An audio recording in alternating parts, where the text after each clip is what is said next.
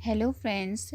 आज मैं आपको उत्तराखंड वनों से संबंधित कुछ क्वेश्चनों को करवाऊंगी जो मैंने परीक्षा वाणी बुक से लिए हैं। अगर आपको ये वीडियो पसंद आती है तो प्लीज़ इसे लाइक करें और मेरे चैनल को सब्सक्राइब करें। तो शुरू करते हैं। पहला क्वेश्चन है, राष्ट्रीय वन नीति 1998 के अनुसार कुल कितने क्षेत्रफल पर वन होना आवश्यक है? तो यह आवश्यक है 33% भाग पर वन होना आवश्यक है। देश के 33% भाग पर क्या है, वन होना क्या है, आवश्यक है। दूसरा क्वेश्चन है, पर्वतीय क्षेत्रों में कम से कम कितने क्षेत्रफल पर वन होना आवश्यक है? तो यह है 60% भाग पर वन होना आवश्यक है। पर्वतीय क्षेत्रों में कम से कम 60% भाग पर क्या होना चाहिए, वन होना चाहिए।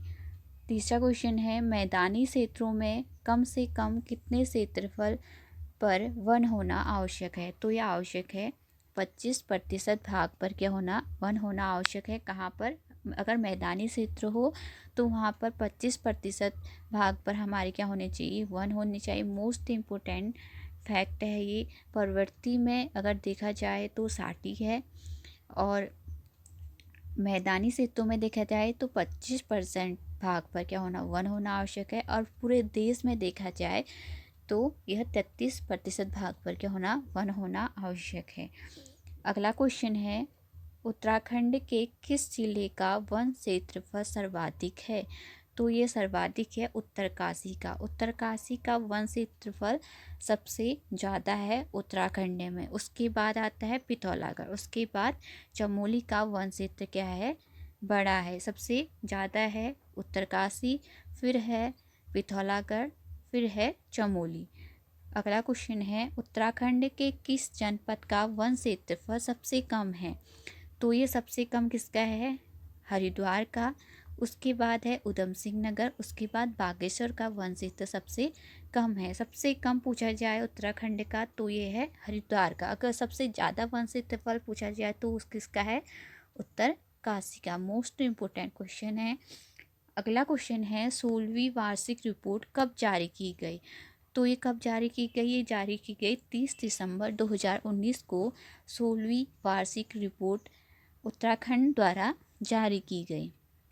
अगला क्वेश्चन है, 16वीं वन रिपोर्ट के अनुसार उत्तराखंड के कितने क्षेत्रफल पर वन है? तो ये इसके आंकड़े क्या है 16वीं वन रिपोर्ट के? तो ये है 45.44% पर वन क्षेत्रफल है 16वीं रिपोर्ट के अनुसार उत्तराखंड में। और अगर वैसे पूछा जाए तो 24,303.04 वर्ग किलोमीटर में क्या है, वन है उत्तराखंड में। ये मोस्ट इम्पोर्टेंट फैक्ट है ये। अगला है, 16वीं वन रिपोर्ट के अनुसार उत्तराखंड के कितने क्षेत्रफल पर वन क्षेत्रफल में वृद्धि हुई है? मोस्ट इम्पोर्टेंट क्वेश्चन है। तो कितने क्षेत्रफल पर वृद्धि हुई है? 8.04 वर्ग किलोमीटर में वृद्धि हुई। इतनी वृद्धि हुई, यानी कि पहले इससे कम था, अब क्या हो गया, 8.04 वर्ग किमी क्या हो गया, बढ़ गया हमारा वन क्षेत्रफल। अगला क्वेश्चन है, 15वीं वन रिपोर्ट के अनुसार उत्तराखंड के कितने क्षेत्रफल पर वन थे? यह कितने वन थे? 45.43% भाग पर क्या थे, वन थे उत्तराखंड के 15वीं वन रिपोर्ट के अनुसार। अगर 16वीं वन रिपोर्ट के अनुसार पूछा जाए तो कितने थे? 45.44% भाग पर क्या थे, वन थे। यानी कि फिर वृद्धि कितनी हो गई थी हमारी, 8.04 वर्ग किमी वृद्धि हो गई थी। यानी कि 0.1% क्या हुई, हमारी वृद्धि हुई थी 2019 में।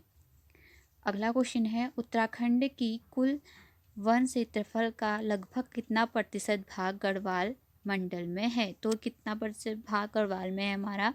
63% क्या है, गढ़वाल में है। और बाकी बचा कहाँ है, वो क्या है, कुमाऊं में है। कितना? 37% क्या है, कुमाऊं में है। और गढ़वाल में कितना है? 63% भाग क्या है, गढ़वाल में वन क्षेत्र इतना है।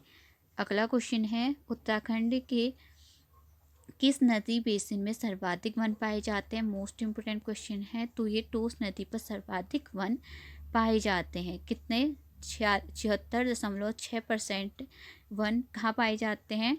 टोस नदी के बेसिन क्षेत्र में, यानी कि तटों पर पाए जाते हैं सबसे ज़्यादा। उसके बाद कोसी में पाए जाते हैं। कोसी नदी पर 69.0% क्या है? कोसी नदी पर पाए जाते हैं। अगला क्वेश्चन है, उत्तराखंड में किस ऊंचाई पर सर्वाधिक वन पाए जाते हैं? मोस्ट इम्पोर्टेंट क्वेश्चन है। तो कितनी ऊंचाई पर पाए जाते हैं सर्वाधिक वन? 1800 से 3000 मीटर की ऊंचाई पर सर्वाधिक वन पाए जाते हैं। 28.8% पर क्या है? 8% वन कहाँ पाए जाते हैं? 1800 से 3000 मीटर की के बीच यह सर्वाधिक वन पाए जाते हैं। 28.8% पाए जाते हैं। अगला क्वेश्चन है, उत्तराखंड में किस ऊंचाई पर सबसे कम वन देखने को मिलते हैं? मोस्ट इम्पोर्टेंट क्वेश्चन है। तो 3000 मीटर से अगर हम ऊपर जाते हैं तो हमको वनों में कमी दिखाई देती है। वो कितने, लगभग कितने पाए जाते हैं? तो ये 7.5% क्या पाए जाते हैं? 3000 मीटर से अधिक ऊंचाई पर इतने ही वन पाए जाते हैं। मोस्ट इम्पोर्टेंट क्वेश्चन है, उत्तराखंड द्वारा वनों का प्रशासनिक विभाजन कितने तरीकों से किया गया है? मोस्ट इम्पोर्टेंट क्वेश्चन है। तो ये किया गया है 4 तरीकों से किया गया है। अब इसमें हम थोड़ा सा डिटेल में देख लेते हैं। तो 4 तरीके कौन कौन से हैं? वन विभागाधीन है, दूसरा है राजस्व विभागाधीन है, तीसरा है वन पंचायताधीन है, और चौथा है निजी एवं संस्थाधीन वन। इन 4 कैटेगरियों में क्या बांटा गया है? वनों का प्रशासनिक विभाजन किया गया उत्तराखंड में। अगर पूछा जाए कि वन विभागाधीन के अंदर कितने प्रतिशत वन आते हैं, तो 70.46% ये वन विभागाधीन के अंदर आते हैं। इसमें क्या होता है? सरकार का पूर्ण नियंत्रण रहता है। दूसरा है राजस्व विभागाधीन के अंतर्गत 13.46% वन आते हैं, और इसमें क्या दिया जाता है? पशु चराने तथा लकड़ी काटने की छूट दी जाती है। तीसरा है वन पंचायताधीन के अंतर्गत 15.32% क्या वन पंचायताधीन के हैं अंदर आते हैं, और इसमें स्थायी वन एवं पंचायतों का क्या रहता है? नियंत्रण रहता है। अगर पूछे कि निजी, और चौथा किसमें बांटा गया है? निजी एवं संस्थाधीन, इसमें 0.46% निजी एवं संस्थाधीन के अंतर्गत आते हैं। अन्य संस्थाधीन के अंतर्गत आते हैं, जिसमें निजी व्यक्तियों नगर पालिकाओं के का अधिकार होता है। अगर पूछे जाए कि पशु चराने में लकड़ी काटने की छूट किस में दी जाती है, तो राजस्व विभागाधीन के अंतर्गत दी जाती है। अगर पूछा जाए कि सरकार का पूर्ण नियंत्रण किस विभाग के अंदर रहता है, तो वन विभागाधीन के अंतर्गत सरकार का पूर्ण नियंत्रण रहता है। और सबसे ज़्यादा कौन से विभाग के अंतर्गत वन आते हैं? तो वो आते हैं वन विभाग के अंतर्गत सबसे ज़्यादा वन आते हैं। अगला है, ये भी डिटेलिंग का है। तो वनों के प्रकार, वनों के कितने प्रकार हैं? तो ये हैं उपोष्ण कटिबंधीय वन, उष्ण कटिबंधीय शुष्क वन, उष्ण कटिबंधीय आर्द्र पतझड़ वन, कोणधारी वन, शीतोष्ण वन, एल्पाइन झाड़ियाँ, घास के मैदान। ये वनों के प्रकार है। इसके बारे में डिटेल से थोड़ा सा जान लेते हैं। तो उपोष्ण कटिबंधीय वन के अंतर्गत ये 750 से 1200 मीटर की ऊंचाई वाले क्षेत्रों में पाए जाते हैं उपोष्ण कटिबंधीय वन। और अगर पूछा जाए मोस्ट इम्पोर्टेंट फैक्ट इसका क्या है? साल इन वनों का प्रमुख वृक्ष है, यानी कि उपोष्ण कटिबंधीय वन में प्रमुख वृक्ष कौन है? साल है। उष्ण कटिबंधीय शुष्क वन 1500 मीटर से कम ऊंचाई वाले क्षेत्रों पाए जाते हैं। और क्या होता है इसमें? जहाँ कम वर्षा होती है वहाँ उष्ण कटिबंधीय शुष्क वन पाए जाते हैं 1500 मीटर से कम ऊंचाई वाले क्षेत्र में।